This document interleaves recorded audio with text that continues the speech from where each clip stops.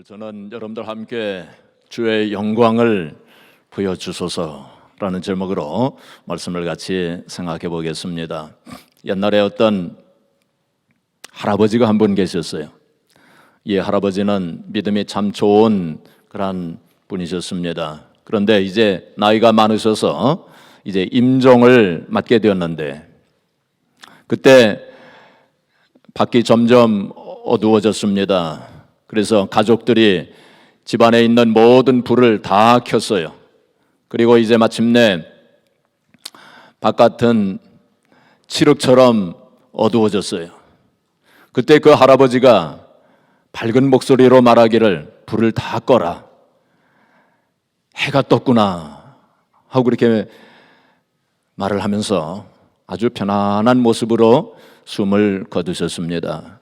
가족들은 좀 의아했습니다. 좀 이해가 안 됐습니다. 밤인데, 깜깜한 밤인데 해가 떴다니 이게 무슨 말씀인가. 나중에서야 깨달았어요. 그 할아버지가 하늘의 영광, 하나님의 영광을 본 것이라고. 찬란한, 영원히 지지 아니하는 찬란한 하늘의 영광의 빛을 본 것이라고 그렇게 생각했습니다. 사랑하는 성도 여러분, 우리는 하나님의 영광을 봐야 됩니다. 할렐루야. 하나님의 영광을 봐야 돼요. 사람들은 말이죠, 세상의 영광만 바라보면서 그렇게 삽니다. 그러나 우리는 하나님의 영광을 볼 줄 알아야 돼요. 우리가 하나님의 영광을 볼 때, 우리의 신앙생활이 많이 달라질 것입니다. 우리가 하나님의 영광을 볼 때 우리의 삶이 엄청나게 달라질 것입니다. 우리가 하나님의 영광을 볼 때 우리의 인생 전체가 달라질 거예요. 그래서 이제 사순절이 이번 수요일부터 시작이 되는데, 이 사순절에 우리가 영성 훈련을 하려고 합니다. 이 영성 훈련의 주제가 바로 나에게 하나님의 영광을 보여주소서라는 주제를 가지고 우리가 이 사순절을 보낼 텐데, 어떤 분들은 이제 우리 교회에서 이제 준비한 사순절 40일 새벽 기도에 참여하겠다고 작정하신 분들이 있습니다. 또 어떤 분들은 사순절 기간 동안에 성경을 통독하겠다고 그렇게 작정하신 분들이 있습니다. 어떤 분들은 이 사순절 기간 동안에 금식 기도를 하고, 그리고 또 세상 금식을 하시겠다고 그렇게 작정하신 분들이 있습니다. 우리가 이런 것들을 할 때에 바로 우리의 마음 속에, 또 우리의 기도 속에, 주여 내게 하나님의 영광을 보여주소서라는 그 마음의 소원을 가지고, 그리고 우리의 그 기도의 제목을 가지고 이 사순절 보내시기를 바랍니다. 이 주제는 하나님의 영광을 보여주소서라는 주제는 오늘 본문에서 나온 것입니다. 모세가 40일 동안 시내산에 올라가서 40일 동안 금식하면서 하나님으로부터 말씀을 받았습니다. 그때 산 밑에 있던 하나님의 백성들, 이스라엘 백성들이 거기서 함께 기도하면서 이제 기다렸어야 할 터인데, 그렇게 하지 아니하고 오히려 엉뚱하게 이스라엘 백성들이 금송아지를 만들어 놓고 거기서 뛰놀면서 우상을 섬겼습니다. 하나님께서 진노하셨어요. 그래서 하나님께서 뭐라고 말씀하셨냐면은, 이 백성들을 내가 진멸하리라 하고 그렇게 말씀하셨어요. 그때 모세가 하나님 앞에 엎드렸습니다. 하나님, 그리하지 마시옵소서 하면서 간절하게 하나님 앞에 기도를 드렸을 때, 하나님께서 그래, 내가 이 백성을 진멸하지는 않겠다. 그러나 내가 가나안 땅으로 갈 때에, 너희들이 가나안 땅으로 갈 때에 내가 너희와 함께 가지 않겠다. 하나님께서 그렇게 말씀하셨어요. 그래서 모세가 또 엎드렸습니다. 하나님, 그리하지 마시옵소서. 하나님께서 함께 가셔야 됩니다 하고 그렇게 기도했어요. 그리고 백성들도 하나님 앞에 진실한 마음으로 회개했습니다. 그때 하나님께서 뭐라 말씀하셨냐면, 좋다, 내가 너희와 함께 가나안 땅으로 가겠다 하라고 이렇게 말씀하셨어요. 그 모세가 하나님 앞에 엎드리면서, 하나님, 나에게 하나님의 영광을 보여주소서라고 그렇게 기도했어요. 그것은 하나님께서 함께 하겠다, 함께 가겠다라고 말씀하신 그 징표를 구하는 그러한 마음으로 그렇게 기도했던 것입니다. 그때 하나님께서 말씀하시기를 그래 내가 나의 영광을 너에게 보여주겠다. 그런데 누구든지 나의 얼굴을 보고서는 살지 못하리니 그러므로 이제 너를 바위 틈에 숨겨두고 내가 내 손으로 너를 덮으리니 내가 지나갈 때에 이제 내가 내 손으로 너를 덮고 거두리니 그러면 너는 내 얼굴은 보지 못하고 내 등만 보리라 하고 그렇게 말씀하신 것이 오늘 본문의 말씀입니다. 성경을 보게 되면 하나님의 영광이 나타난 경우를 많이 보게 됩니다. 그런데 하나님의 영광이 나타난 그러한 경우는 세 번의 어떤 의미가 있어요. 세 가지의 의미가 있어요. 첫째는 뭐냐면 하나님의 영광이 나타날 때는 하나님의 임재를 나타냅니다. 뭐를 나타내요? 하나님의 임재, 하나님께서 함께 하신다고 하시는 것을 우리에게 보여주시는 것입니다. 그리고 하나님의 영광이 나타났을 때 하나님의 능력이 나타납니다. 뭐가 나타나요? 하나님의 능력이 나타납니다. 그래서 하나님께서 그 능력으로 홍해를 가르셨을 때에 하나님의 영광이 나타났다고 그래 말씀했습니다. 세 번째는 하나님의 영광이 나타날 때 하나님의 그 성품, 하나님의 성품, 하나님의 속성이 나타납니다. 오늘 말씀이 바로 그 말씀을 가리키고 있습니다. 19절 말씀 보시면 여호와께서 이르시되 내가 내 모든 선한 것을 네 앞으로 지나가게 하고 하나님께서 모세에게 내 모든 선한 것을 네 앞으로 지나가게 하겠다. 그렇게 말씀하셨어요. 하나님의 선하신 것은 무엇입니까? 하나님의 성품을 가리킵니다. 하나님의 자비하심과 하나님의 거룩하심과 하나님의 인자하심 등등 하나님의 사랑 그러한 것을 너에게 보여주겠다라고 말씀하셨어요. 그러시면서 또 뭐라고 말씀하셨냐면 여호와의 이름을 네 앞에 선포하리라. 하나님의 이름 여호와의 이름을 네 앞에 선포하리라. 하나님의 이름 속에 하나님의 성품이 있어요. 그래서 이제 한 장을 넘기시면 출애굽기 34장 6절 7절 말씀 보시면 거기 여호와의 이름을 선포하십니다. 우리 한번 같이 읽어볼까요? 이 스크린에는 안 나올 겁니다. 우리 성경을 한번 같이 펴보세요. 출애굽기 34장 6절 7절 우리 한번 같이 봉독해 보겠습니다. 여호와께서 그의 앞으로 지나시며 선포하시되 여호와라 여호와라 자비롭고 은혜롭고 노하기를 더디하고 인자와 진실이 많은 하나님이라. 인자를 천대까지 베풀며 악과 과실과 죄를 용서하리라. 그러나 벌을 면제하지는 아니하고 아버지의 악행을 자손 3, 4대까지 보응하리라. 여기 보시면 하나님의 일을 선포하시는데 하나님의 그 성품이 드러나 있어요. 하나님의 인자하시고 자비하시고 용서하시고 하나님은 사랑하시고 그러나 하나님은 또 어떤 분이십니까? 하나님은 죄를 그냥 면제하지 아니하시고 반드시 죄를 벌하시는 하나님이시라고 하는 것을 선포하신다는 것입니다. 하나님은 그래서 사랑의 하나님이시지만은 또 한편 하나님은 공의의 하나님이시에요. 공의라고 하는 것은 죄를 반드시 묻는 죄에 대해서 반드시 벌하시는 그런 성품을 가지신 분이 하나님이시라는 거예요. 그래서 하나님은 사랑과 공의의 하나님이시에요. 하나님의 영광이 드러날 때에 바로 이런 하나님의 성품을 바로 깨닫게 된다는 것입니다. 그것을 우리에게 보여주시는 것입니다. 그래서 하나님의 영광을 볼 때 회개하는 역사가 그래서 일어나는 거예요. 공의라고 하는 것을 우리 생각할 때에 죄를 두려워하고 죄를 슬퍼하는 마음이 생겨나게 됩니다. 그래서 자복하고 회개하고 통회하는 역사가 일어나게 되는 것입니다. 그래서 우리는 하나님의 영광이 나타날 때 그리고 우리가 하나님의 영광을 볼 때 하나님의 임재를 경험하게 되어지고 하나님의 능력을 체험하게 되어지고 하나님이 어떠하신 분이신가 하나님에 대해서 깊이 알게 되는 역사가 일어나게 되는 것입니다. 그래서 우리는 이것을 위해서 기도해야 돼요. 하나님의 영광을 보여주소서. 이번 사순절에 우리가 이걸 위해서 우리 하나님 앞에 기도해야 됩니다. 내가 하나님의 영광을 보게 하여 주시옵소서. 우리가 하나님의 영광을 보게 하여 주시옵소서. 우리 가정이 하나님의 영광을 보게 하여 주시옵소서. 우리 교회가 더 나아가서는 나라와 민족이 이 사회가 하나님의 영광을 이 시대가 하나님의 영광을 보게 해달라고 그래서 모든 사람들이 하나님의 임재를 경험하고 하나님이 살아계신 것을 바로 깨닫고 하나님의 능력을 체험하고 하나님이 어떠하신 분인가, 하나님의 사랑이 높고 깊고 넓은 그 크신 사랑을 깨닫고 하나님은 반드시 죄를 벌하시는 하나님이시라고 하는, 하나님을 경외하는 마음을 가질 수 있도록 우리가 이걸 위해서 이번 사순절에 하나님 앞에 기도해야 하는 것입니다. 여러분, 우리가 정말 우리가 가지고 있는 모든 문제가 하나님의 영광을 보지 못해서 그래요. 우리의 모든 문제는 사실 하나님의 영광을 보기만 하면 모든 문제는 해결될 것입니다. 그래서 이걸 위해서 기도해야 돼요.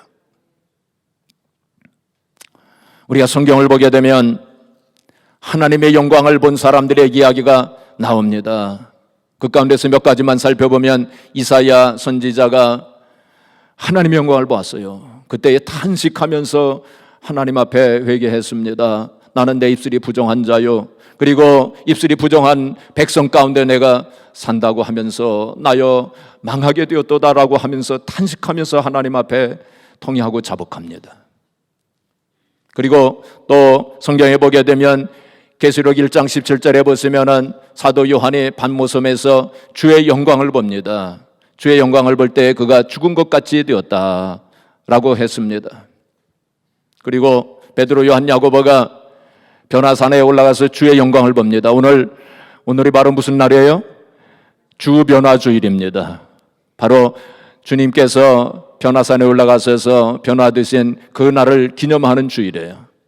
주님께서 변화산에 올라가셔서 변화되셨을 때에 베드로, 요한, 야고보가 함께 있었는데 그때 주의 영광을 보았습니다. 찬란한 주의 영광을 보았어요. 근데 누가복음에 보게 되면 거기에 베드로, 요한, 야고보가 깊이 잠이 들었다고 그랬습니다. 왜 그때 잠이 들었을까요?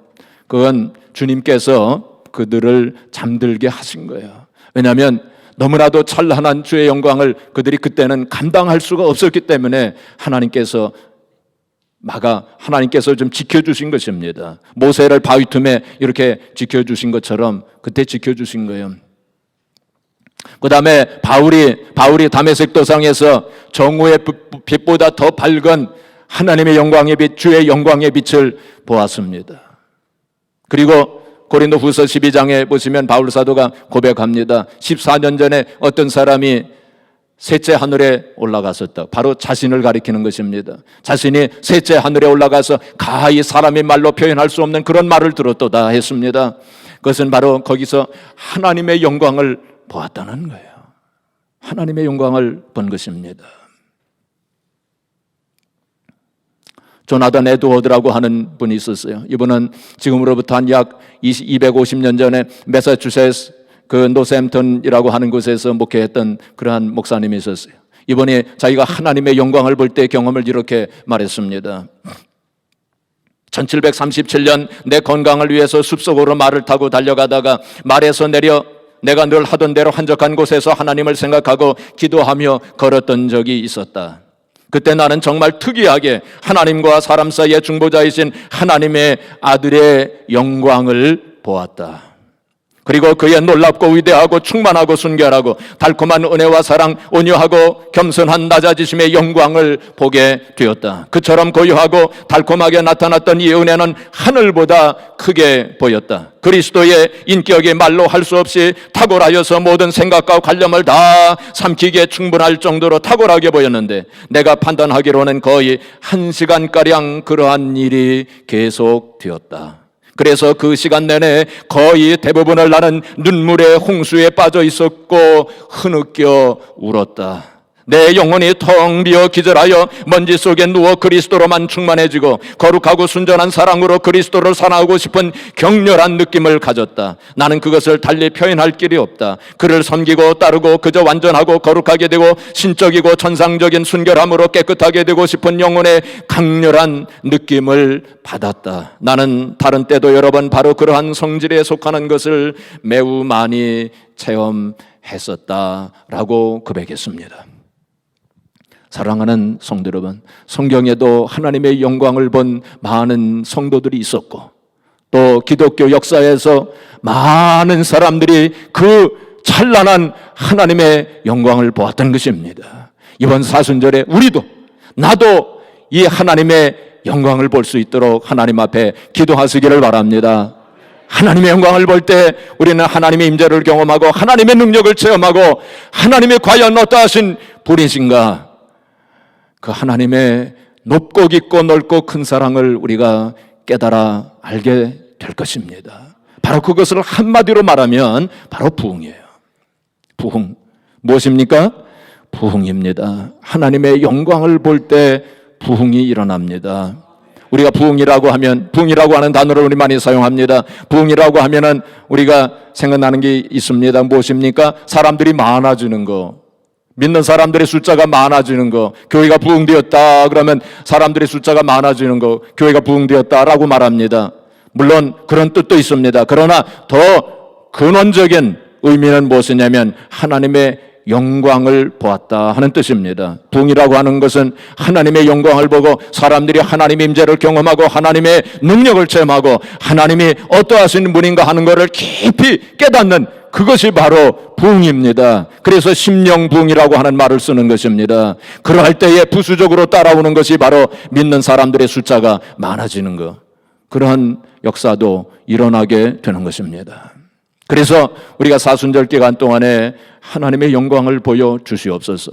진정한 부흥의 역사가 일어나게 하여 주시옵소서. 하나님께서 기뻐하시는 부흥의 역사가 일어나게 하여 주시옵소서. 우리가 그걸 위해서 기도해야 됩니다. 우리가 살고 있는 이 시대에 이러한 부흥이, 이러한 진정한 부흥이 필요한 것을 우리는 너무나도 잘 알고 있습니다. 어떻습니까? 우리가 살고 있는 이 시대를 한번 보세요.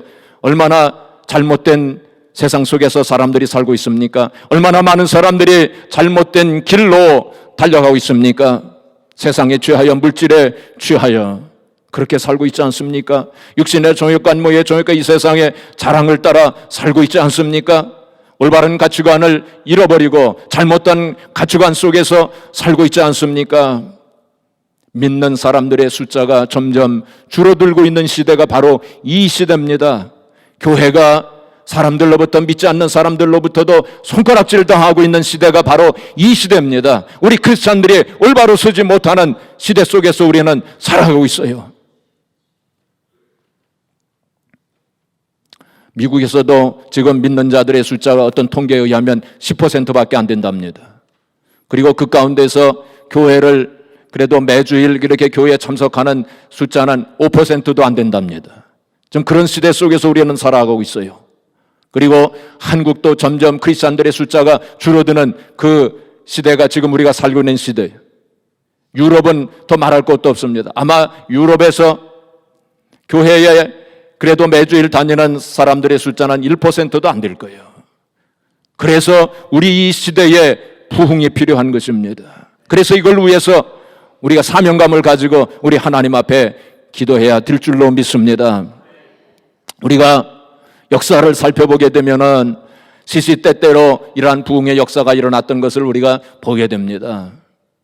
우리가 구약 성경을 보게 되면 구약 시대에도 부흥이 여러 번 있었던 것을 보게 됩니다. 요즘에 새벽 기도회 때 창세기를 공부하는데 거기 야곱 이야기가 계속 이렇게 나오고 있습니다. 야곱이 바단 아람에서 20년 동안 라반의 집, 외삼촌 집에서 고생의 떡을 먹은 후에 이제 하나님께서 고향으로 돌아가라 하시는 말씀을 듣고 고향으로 돌아가는데 야복강에서 그가 하나님과 씨름하게 되죠. 거기서 하나님 앞에 회개하고 통회합니다. 20년 동안 세상에 취하여 살았던 그것을 하나님 앞에 통회하고 자복하고 회개합니다. 그래서 거기서 하나님의 영광을 봅니다. 그런데 말이죠, 그 하나님의 영광을 본 후에 좀 올바르게 이제 살다가 세겜 땅으로 가가지고 거기서 다시 세상에 취하여 살게 됩니다. 또 타락하게 돼요. 그래서 그 야곱의 아들들이 참 말할 수 없는 악행을 저지르게 됩니다. 그 온 가족이 다 타락한 거예요. 하나님의 영광을 보지 못한 것입니다. 잃어버렸어요. 그래가지고 창세기 35장에 보시면 하나님께서 야곱에게 베델로 올라가라. 베델에서 그 옛날 바단 아람으로 도망하다가 거기서 돌베개하고 자다가 하나님의 영광을 본 곳이 바로 베델입니다. 베델로 올라가라.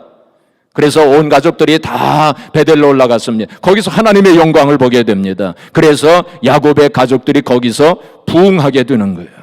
거기서 부흥했습니다. 그리고 또 이제 오늘 본문에서 보면은 시내산의 부흥입니다. 이스라엘 백성들이 시내산에서 하나님의 영광을 봅니다.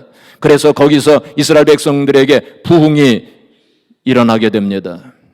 그 다음에 사무엘 선지자 시대에 미스바에 하나님 백성들이 모여가지고 거기서 하나님의 영광을 봅니다. 그리고 거기서 부흥합니다. 이스라엘 백성들이 부흥해요. 그리고 우리가 잘 알고 있는 것처럼 엘리야가 갈멜산에서 바알신을 섬기는 선지자들과 목숨을 건 대결을 거기서 하게 됩니다. 그래서 거기서 하나님의 영광을 보게 됩니다. 그래서 거기 이스라엘이 거기서 또 부흥하게 됩니다. 그 후에 아사 왕 시대에, 요시야 왕 시대에, 히스기야 왕 시대에 또 부흥운동이 또 일어나게 됩니다. 그리고 나중에 학개 선지자, 스가랴 선지자, 그리고 에스라 학사 시대에 또 부흥운동이 또 일어나게 돼요. 또 신약 시대에 들어가게 되면 우리가 잘 알고 있는 것처럼 사도행전 2장에 나오는 것처럼 거기에 오순절 마가윤의 다락방에 120문도가 모였을 때 성령께서 강림하십니다. 거기서 하나님의 영광을 보는 겁니다. 그래서 그때 부흥이 일어나게 돼요. 그래서 초대교회 부흥으로 연결되어지고 안디옥 교회도 부흥하게 되어지고 그런 부흥의 역사가 일어나게 됩니다. 이제 교회 시대로 이제 들어가게 되면 초대교회 후에 이제 중세 시대, 영적 암흑 시대가 있습니다. 이 영적 암흑 시대, 중세 시대에는 부흥운동이 별로 일어나지 않았어요. 그때는 수도원을 중심으로 해가지고 약간의 부흥운동이 좀 일어나게 했지만은 미미했습니다. 그러다가 이제 16세기에 이르러서 마틴 루터가 종교 개혁을 이제 시작하게 됩니다. 그때 이제 부흥운동이 그때부터 본격적으로 일어나기 시작을 하는데 마틴 루터 그리고 요한 칼빈 그리고 낙스 등을 통해 가지고 스위스와 그리고 영국 스코틀랜드에 부흥운동이 일어나게 됩니다. 그리고는 이제 17세기에 청교도 부흥운동이 영국에서 일어나게 됩니다. 그때 120명의 청교도들이 이 1620년에 메이플라워를 타고 미국으로 오게 되는 것입니다. 그 다음에 18세기에 들어가 가지고 모라비안 교도들이 독일에서 부흥운동을 일으키게 됩니다.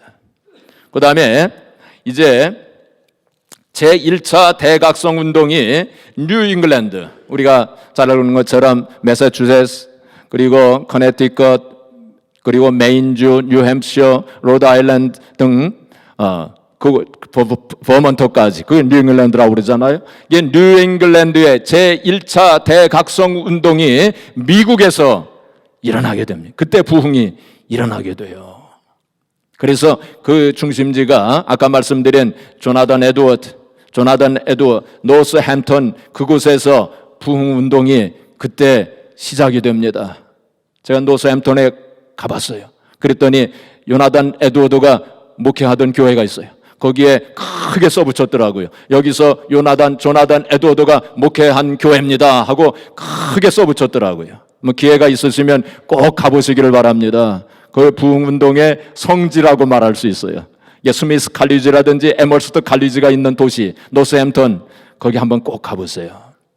그때에 그 요나단 에드워드가 그 부흥운동이 일어났던 그때를 이렇게 묘사했습니다. 성령의 역사는 곧 그 마을을 영광스럽게 바꿔놓았다. 그래서 연이어 찾아온 봄과 여름에 그 마을은 말하자면 하나님의 임재로 충만했다. 그때처럼 사랑과 기쁨으로 충만하면서도 고뇌로 충만했던 적은 없었다. 거의 모든 집에 하나님이 계시다는 표시가 나타났다. 각 가정마다 자신들에게 주신 구원으로 인해 기뻐하던 시절이었다. 부모들은 자녀들이 새로 태어난 것을 기뻐하고 아내는 남편이 새로 태어난 것을 기뻐했다. 그 당시에 공공 예배는 아름다웠다. 예배의 활기가 넘쳤다. 모든 청중은 목회자 입에서 나오는 말씀을 열심히 받아들였다. 어떤 이들은 죄에 대한 슬픔과 고뇌로 울었고 다른 이들은 기쁨과 사랑으로 통곡하였으며 또 다른 이들은 이웃에 대한 염려와 연면으로 눈물을 흘렸다라고 묘사했어요. 그때의 정경과 요즘의 교회 정경와는 얼마나 다릅니까? 그래서 우리 시대에 이러한 부흥의 역사가 필요한 것입니다. 그 다음에 이제 요한 웨슬레가 나타나게 됩니다. 요한 웨슬레가 우리가 잘 알고 있는 1738년 5월 24일에 올더스 게이트에서 마음이 뜨거워졌어요. 하나님의 영광을 본 것입니다. 그래서 견딜 수 없어가지고 밖으로 뛰어나갔습니다. 그리고 복음을 전했어요. 영국 전역으로 나가서 복음을 전했습니다. 그래서 그가 복음을 증거하는 곳곳마다 술집이 없어지고 감옥이 없어지고 교회가 세워지는 역사가 일어나게 된 거예요. 그래서 영국 전역이 부흥운동이 일어나게 된 거예요. 그래서 지금도 영국이 그때 부흥운동이 일어났던 영향 지금도 남아있다고 하는 것입니다. 그 다음에 이제 19세기로 들어가서 제2차 대각성 운동이 일어나게 되는데 그때 어떤 일이 있었냐면 지금의 예일대학교 학생 중에 3분의 1이 회심했어요. 놀라운 일입니다. 참 신비한 일입니다. 그 다음에 찰스 피니가 뉴욕을 중심으로 해서 우리가 살고 있는 이 뉴욕이 이 부흥운동에 참 중요한 의미를 가지고 있어요. 이 뉴욕에서 찰스 피니가 부흥운동을 일으켰습니다. 그리고 1857년 아주 중요한 연도입니다. 부흥운동의 1857년 아주 중요한 해입니다. 이 1857년에 이 맨하탄 풀턴 스트리트에서 정오의 기도회가 시작이 됐어요. 제레마이아 랜피어라고 하는 사람인데 이 사람이 하나님의 영광을 보았어요. 그리고는 기도하고 싶은 뜨거운 마음이 생겼습니다. 그래서 다른 사람들에게 함께 기도하자고 초청을 했어요. 근데 아무도 오지 않았습니다. 혼자서 기도했어요. 혼자서 교회에서 기도했습니다. 근데 기도가 끝나갈 무렵 6명이 왔어요. 그래서 7명이 함께 기도했어요. 그 다음 주에 또 모이자고 했어요. 그 다음에는 20명이 모였습니다. 그 다음엔 40명이 모였습니다. 그 다음에 100명이 모였어요. 근데 이 100명이 모인 이 사람들이 하나님의 영광을 보았습니다. 그리고는 각자 속해 있는 교회에 가서 기도 모임을 시작을 했어요. 그래서 3개월 만에 그때는 뭐 텔레비전도 없었고 별로 라디오도 없었고 뭐 인터넷도 없었어요. 근데 어떻게 그 소문이 퍼져가지고 이 미국 전역에 걸쳐서 그러한 기도의 모임이 3개월 만에 시작이 됐다는 것입니다. 이거 하나님의 역사예요. 이건 기적적인 역사예요. 이 뉴욕에만도 그러한 기도 모임이 수백 군데가 생겨나게 되어졌고 얼마 되지 아니해서 여러분 그 당시 총인구가 미국의 총인구가 3천만이랍니다. 지금은 아마 3억쯤 될 거예요. 10분의 1이었습니다. 3천만이었는데 그 가운데서 새로 회심한 사람이 200만 명이 나왔어요. 엄청난 숫자입니다. 지금으로 말하면 3억 인구 중에서 3천만 명이 새로 믿게 된 것입니다. 이건 하나님의 역사예요. 그런 부흥운동이 이 뉴욕을 시작으로 해서 일어났던 것입니다. 그 당시 신비한 일들이 참 많이 일어났다고 합니다. 한 가지 예를 들면은 이 뉴욕으로 오는 이 배, 옛날에는 배를 타고 다 오지 않았습니까? 뉴욕으로 향하는 배 가운데서 이상한 부흥운동이 일어났어요. 그래서 이 배에서 선원들이 회심하고 회개하고 그리고 승객들이 왠지 모르게 자기의 죄를 깨닫고 통회하고 자복하는 역사가 막 일어났어요. 이 뉴욕으로 향하는 배 속에서. 그래서 그들이 막 거기서 막 함께 모여가지고 기도하고 그래가지고 이 대서양으로 오는 배에서 전보를 보냈습니다. 뉴욕으로 전보를 보내서 목사님 보내달라고. 그래서 목사님이 급파돼가지고 그러니까 정말 설명할 수 없는 신비한 일들이 그 당시에 많이 일어났던 것입니다. 이 운동이 1859년에 영국으로 건너갑니다. 그래서 영국으로 번져나가서 스코틀랜드와 웨일즈 부흥이 그때 일어나게 되고 이제 그 후에 또 활동했던 분이 스펄전 목사님이 영국에서 이제 활동하게 되고 미국에서는 D.L. 무디가 또 활동하게 되는 것입니다. 그리고 그 당시 수많은 선교사들이 이제 나타나게 돼요.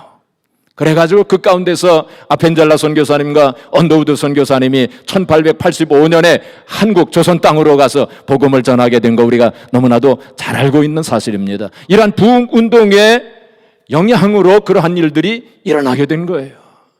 그리고 이제 20세기로 들어가서 1903년에 이반 로버츠라고 하는 사람이 웨일즈 부흥 운동을 일으켰습니다. 그리고 1905년에 호주 그리고 인도 카시아라고 하는 곳에서 부흥이 일어났습니다. 그리고 1903년부터 1907년까지 한국에 원산에 부흥운동이 일어났어요. 그리고 평양의 부흥운동이 그 세계적인 부흥운동입니다. 그러한 운동이 일어났어요. 그 다음에 1908년에 중국의 부흥운동이 일어났어요. 그리고 1920년에 빌리 썬데이의 부흥운동이 일어나게 된 것입니다. 그리고 1957년부터 우리가 잘 알고 있는 빌리 그레함 목사님의 부흥운동이 일어났어요. 그래서 1980년까지 그러한 부흥운동이 일어났는데 여러분, 그 후에는 부흥운동이 안 일어났어요. 예. 빌리 그레함 목사님의 부흥운동 이후에 괄목할 만한 부흥운동이 없었어요. 물론 지역적으로 작은 그러한 부흥운동은 있었습니다. 그러나 괄목할 만한, 특기할 만한 그러한 부흥운동이 일어나지 아니었습니다. 영적 침체기가 지금까지 계속되고 있다는 사실을 우리가 알아야 됩니다.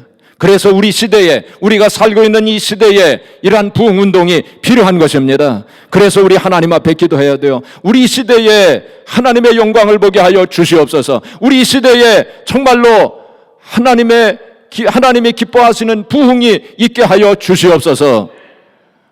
우리 시대가 정말로 지금 이 시대가 부흥이 필요한 시대예요. 사람들이 잘못된 길로 가고 있습니다. 세상에 취하여 그렇게 살고 있어요. 잘못된 가치관 속에서 그렇게 살고 있습니다. 마귀 사탄에 속아가지고 마귀 사탄의 종로로 타면서 좌절과 절망 속에서 한탄하면서 살아가고 있는 사람들이 얼마나 많습니까? 이러한 사람들이 하나님의 영광을 볼 수 있도록, 그들의 심령 속에 진정한 부흥의 역사가 일어날 수 있도록, 우리가 지금 살고 있는 이 시대는 물질로, 돈으로 모든 것을 다 헤아리는 시대, 황금 만능주의, 그런 시대 속에서 우리가 잘못된 그런 시대 가치관 속에 살고 있어요. 그래서 우리가 이제 사순절을 우리가 맞이하면서 이 사순절 기간 동안에 우리가 기도할 제목이 바로 그것입니다. 하나님의 영광을 보게 하여 주시옵소서. 그래서 하나님의 임재를 경험하고 하나님의 능력을 체험하고 하나님이 어떠하신 분인가 하는 것을 우리가 깊이 깨달을 때에 내 심령이 부흥되어질 것입니다. 우리 가정이 부흥될 것입니다. 우리 교회가 부흥되어질 것입니다. 더 나아가서는 이 시대에 있는 모든 교회들이 부흥되어질 거예요. 그리고 사회, 나라가, 민족이 부흥되어질 것입니다. 이것을 위해서 우리가 기도해야 돼요. 이번 사순절에 우리가 기도할 제목이 바로 그것입니다. 그러할 때에 많은 사람들이 깨닫고 회개하고 하나님께로 돌아오는 역사가 일어나게 될 줄로 믿습니다. 이걸 위해서 우리 기도하세요. 말씀을 보면서, 기도하면서, 또 금식하면서 그걸 위해서 간절히 기도함으로 하나님 앞에 큰 영광 돌려드리는 저와 여러분들이 되어지기를 주님의 이름으로 축복합니다.